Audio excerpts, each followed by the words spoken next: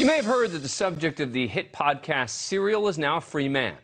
And while I have long had concerns about the case against Adnan Syed, I also have concerns about the motivation here of the top Baltimore prosecutor who led this effort and who is under indictment herself, claiming that racist federal prosecutors are out to get her. Serial debuted in 2014 and has over 300 million downloads, making Adnan Syed's story a national sensation and obsession.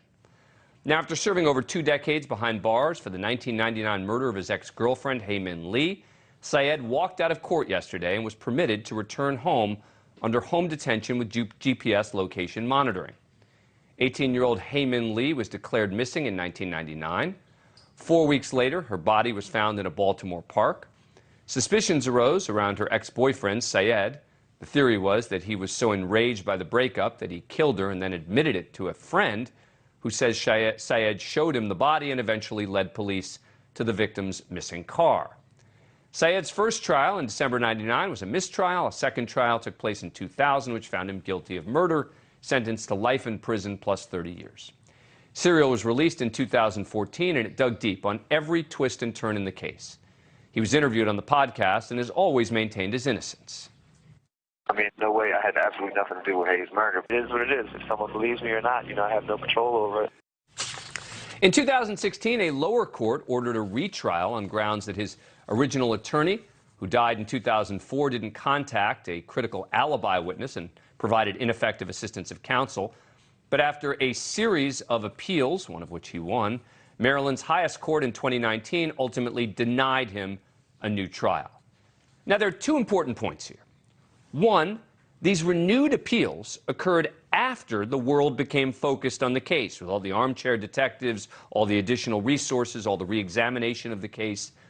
And 2, after a case works its way through the courts to the highest court in the state, it is very, very hard to get a new trial at that point.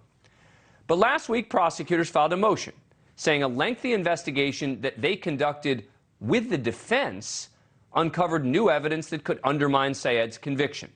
The state argued there were numerous problems with the conviction, including that the state committed what's called a Brady violation, meaning they failed to share potentially exculpatory evidence with Syed's defense, and that new evidence has been developed that undermines the sanctity of the conviction, including 2 other possible suspects in the case. Both, they say, with records of prior violence towards women, and one who they say threatened to kill Lee. Yesterday, Circuit Court Judge Melissa Finn agreed with the prosecution and overturned the now 41-year-old's conviction. The family of Lee was not happy about the way it was handled. Her brother had a request denied to postpone the hearing for 7 days so he could attend. But here's the issue as far as I'm concerned. If the state worked with the defense, which is odd in and of itself, and found all of this exculpatory evidence, and if it's true the state has evidence that points to 2 other likely suspects, and almost all the evidence they say has now been undermined, with the exception of the one eyewitness, by the way, whose account changed wildly throughout the investigation, then why is the prosecutor only saying this? We're not yet declaring Adnan Syed is innocent, but we are declaring that in the interest of fairness and justice, he is entitled to a new trial. The judge has given Marilyn Mosby's office 30 days to either retry him or formally dismiss the case. They claim they're still waiting on DNA testing from clothing and other items recovered from Lee. But this just doesn't make sense to me. Then why not wait for the DNA evidence to come back before making this monumental decision? And here's what more people ought to be asking. How is this all just coming to light now? Despite the fact that this case is already one of the most scrutinized ever. I don't know the answer, but I do know that DA Mosby has been trying other efforts to divert public attention away from her own legal drama. This show covered extensively her federal indictment on 2 counts of perjury and counts of making false statements on mortgage applications in connection with the purchase of 2 vacation homes in Florida. That case took a wild turn when Mosby made explosive charges of corruption and racism against the Department of Justice. The Baltimore prosecutor alleging that she's being targeted only because she was so effective at fighting for racial justice. I expected as a state's attorney that, fighting for racial justice in the criminal justice system, fighting to end mass incarceration in a state where you have the largest sort of incarceration of Black people in the entire nation, I understood that I was going to get pushback. I never expected the lawsuits, and I never expected to be on this side of the fence when the only thing that I'm attempting to do is to provide equal justice to all, regardless of race, sex, religion, and occupation. Since the moment I heard that allegation against the prosecutors in the case who have charged her, I've questioned Mosby's motivations and continue to do so now. And while few in the media are talking much about it, I'm not alone in having concerns. Maryland Attorney General Brian Frosh released a statement saying that prosecutors never withheld evidence and that there were other serious problems with Mosby's office's motion. He also said, quote, neither State's Attorney Mosby nor anyone from her office bothered to consult with either the Assistant State Attorney who prosecuted the case or with anyone in my office regarding these alleged violations. So as I said, I have a lot of questions here. To help us dig in, we're joined by Adam Bednar, a Baltimore-based reporter who's been covering Syed from inside the courtroom for multiple media outlets, including the New York Times. Thanks a lot for coming on the show. Appreciate it. All right, so what do you make of my concern, my questions about the timing here, feeling a little bit odd, considering that so much of this, of the new information, was discovered 3 years ago, 4 years ago, 5 years ago, when this case was re-examined, and then suddenly the prosecutors coming forward now and saying, oh, well, we found all this new evidence?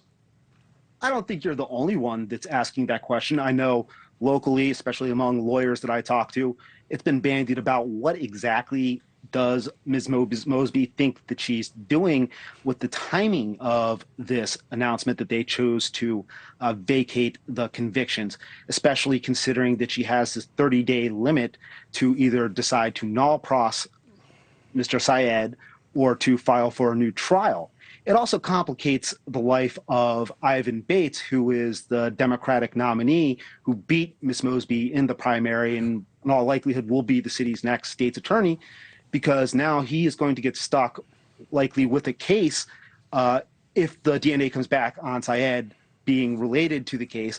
He's going to be stuck with the case that he doesn't really want or wasn't really trying to relitigate, and now he's got to start off with that all over again. Well, what do you make of my question about why you wouldn't wait until the DNA comes in? I mean, I'm not minimizing the fact that any day someone serves is a day too many if they're falsely accused, but she's not saying he's innocent. She's saying she doesn't think that the prosecution was sufficient. So why not wait until the DNA comes back? That was a question she was asked during the press conference, and she gave that answer, essentially that, he spent enough time in jail. We're not convinced about the connections that he had in the case, and so we need to go ahead and get him out of jail. Now, once again, it's curious because she's facing her own legal charges, and just earlier this month had them postponed until March, where she's going to face the perjury trials. So while you can be cynical about it and go, yeah, this is giving her some cover on the legal charges and that it looks like, this is a distraction, it could also just be that she's trying to burnish her reputation on the way out and, putting up and, highlighting the wins that she's had through this conviction integrity unit that she started in the wake of the Freddie Gray incident in 2015. Because I doubt anyone's going to, forget this in March. Right. And when it goes to a jury, I think that people are still going to remember that she's got these charges facing her. Right. And there's no way she's going to retry him. There's no way. You can't make the statements that she's made about, well, we have two other suspects who we think very likely could have done it. And, all this evidence we don't believe is trustworthy, et cetera. How could she possibly retry him? Why doesn't she just say, of course we're not going to retry him? Because I think she is trying to have her cake and eat it too and placate both the victim's family. And that was a very emotional testimony in court the other day, listening to Ms. Lee's brother break down and say what a nightmare it has been to be through this over and over again. And every time he thinks it's done, it comes back like some sort of bad penny. And so she's trying to placate the family so she doesn't look like the bad guy there.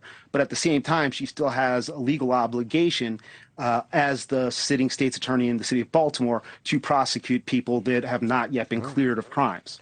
All right, Adam Bednar, hey, I'm glad to hear that there are people locally asking these questions. I'm not hearing them nationally. I'm just hearing this sort of Adnan Syed, serial guy, released and saying what the prosecutor's saying without questioning exactly why the prosecutor may be doing this. So I'm glad to hear that locally you guys are asking those questions. And thanks a lot for coming on the show. Really appreciate it. Thanks for having me. Thank you for watching. Go to newsnationnow.com to find NewsNation on your cable provider. And don't forget to click the red subscribe button below to get more of NewsNation's fact-driven, unbiased coverage.